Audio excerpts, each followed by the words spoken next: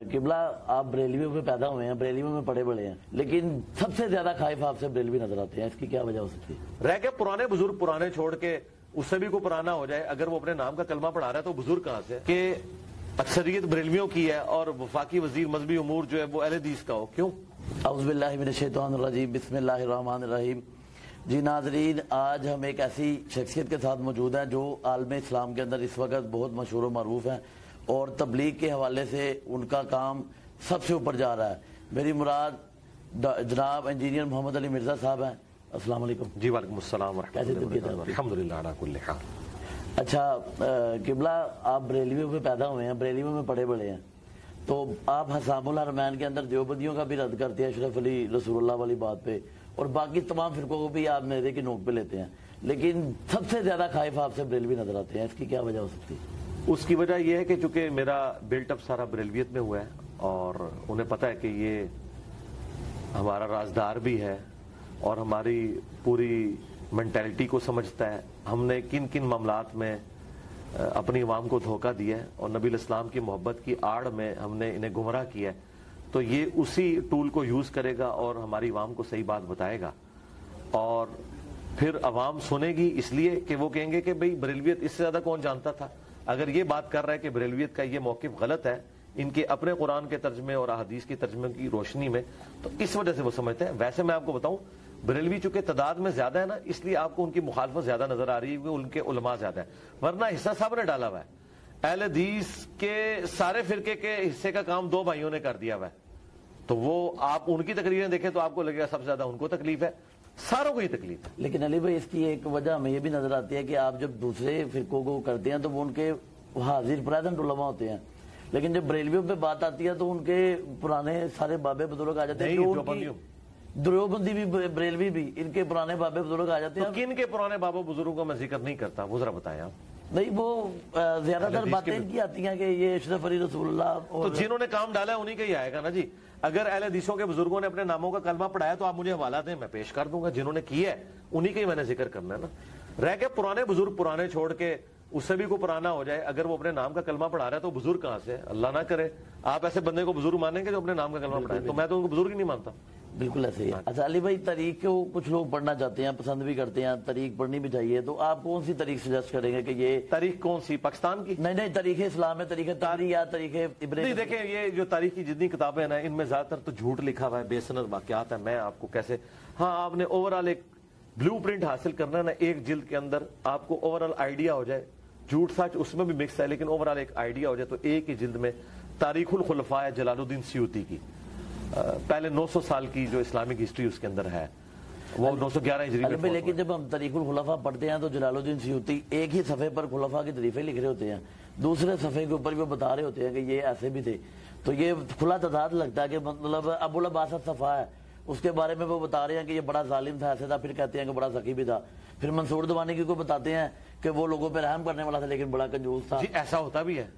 آپ دیکھیں آپ کے اس وقت جتنے پولیٹیکل لیڈرز ہیں ان کی شخصیات کے اندر کیا آپ کو دو ایکسٹریم پہلو نظر نہیں آتے؟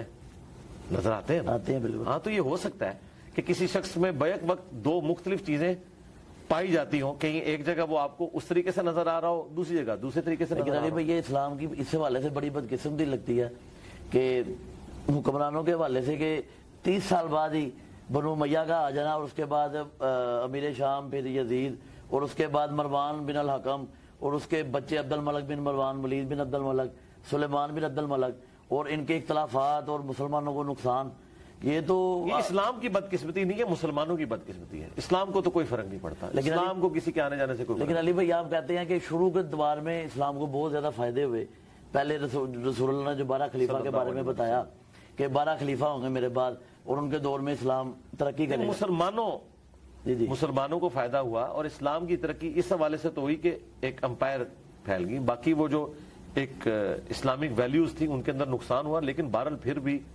یعنی آج کے دور کے اعتبار سے اگر دیکھا جائے ایک مسلمانوں کے لیے شیلٹر والا معاملہ تو تھا، صرف ایک جو فریڈم آف ایکسپریشن ہے وہ نہیں تھا جو آج ہمیں حاصل ہے۔ اور آج اگر ہم اپنی اسلامک ڈیموکریسی کو بہتر کر لیں تو ہم ایک دوبارہ سے خلافت راشدہ کے حوالے سے ایک رول ماڈل کے طور پہ لوگوں کو حکومت دکھا سکتے ہیں۔ علی بھائی، اس کا کیا ہمارے پاس طریقہ، کیسے ہم خلیفہ چن سکتے ہیں؟ ہمارے پاس کون سا نظام ہے آج کے دور میں؟ خلیفہ ڈاکٹر اسرار صاحب نے اس کے لیے بڑی کوششیں کی ہیں، آج بھی ان کے پمفلٹ نہیں یہ میرے خیال ہے یہ جو ڈیموکریٹک سسٹم چل رہا ہے یہی بہتر ہے، یہ بہتر ہے جی اسی سے یہ سب کچھ ہوگا۔ خلیفہ نہیں یار، مجھے تو بالکل اختلاف ہے، یہ جو خلافت کی جتنی تنظیمیں ایک چیز بھلا دیتی ہیں کہ خلیفہ پھر بریلویوں کا بنے گا، اور خلافت کی ساری تنظیمیں وہابی ہیں، اور وہ جب بریلویوں کا خلیفہ بنے گا سب سے پہلے وہابیوں کو قتل کرے گا، تو وہ تو خادم تو انہوں نے کانوں کو ہاتھ لگانا ہے کہ خلافت آ جائے۔ یہ خلافت کی جب مثالیں دیتے ہیں تو نبی علیہ السلام اور خلفائے راشدین کے زمانے میں فرقے کا اختلاف نہیں تھا، صرف سیاسی اختلاف تھا، آج فرقوں کا اختلاف ہے۔ فرقے کا جب اختلاف ہے تو خلیفہ کیسے آ سکتا ہے کوئی؟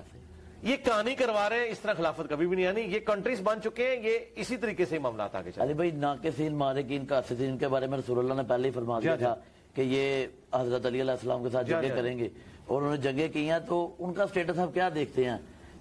بعد از مرگ ان کی جناب علی نے ان کو کوئی نقصان نہیں پہنچایا، لوٹا نہیں۔ آپ بتا رہے ہیں کہ اسلام کی ٹرمنالوجی کا سارا پتہ لگا ہے کہ اگر مسلمانوں کے ساتھ جنگ ہو جائے تو کیا ہوگا، لیکن یہ جنگ ہوئی ہے اور اس کے بعد جناب امیر علیہ السلام نے اپنے بڑے پن کا ہر جگہ پہ مظاہرہ کیا۔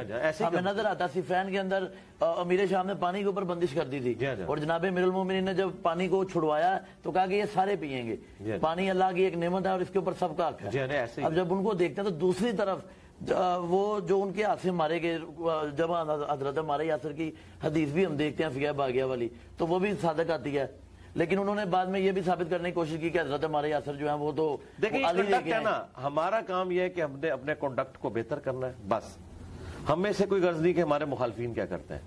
یہی اخلاق نبوت ہے جو مولا علی علیہ السلام میں تھا، اور آج جو اخلاق نبوت پہ چلنے والے لوگ ہیں وہ اپنے مخالفین کو اسی اعتبار سے ٹیکل کرتے ہیں۔ دیکھیں آپ ہمیں دیکھیں، ہمارے چھوٹے چھوٹے آؤٹ آف کانٹیکسٹ کلپ کاٹتے ہیں اور کوئی بات اور کر کے پریزنٹ کرتے ہیں۔ ہمارے کبھی کسی سٹوڈنٹ نے کسی مولوی کا کلپ آدھا کاٹ کے یہ نہیں کہا کہ یہ کہہ رہا ہے، یہ ہماری تربیت ہے نا، تو اس چیز نے ہمیں فائدہ پہنچایا نا، ہم آج بات کر سکتے ہیں، یہ سچائی کی دلیل دیکھ لو۔ علی بھائی ہم اکثر علماء کو دیکھتے ہیں اسلام کے اندر، تمام مکاتب فکر کے، انہوں نے اپنے ہاتھوں کے اندر نگینے پہنے ہوتے ہیں مختلف قسم کے، اور عوام بھی ان کی تقلید کرتی ہے اور اچھے اچھے نگینے چن کے پہنتی ہے۔ آپ کے ہاتھوں میں ایسے کوئی نگینے نظر نہیں؟ مجھے شوق نہیں ہے، اور ویسے یہ ایک سے زیادہ پہننا تو ہے خلاف سنت ہے۔ ٹھیک ہے، نبی علیہ السلام سے ایک ناگبلی انگوٹھی ثابت ہے، اور وہ بھی کوئی آپ کی پرماننٹ نہیں تھی کہ آپ کو کوئی شوق تھا اس طرح کرنے کا۔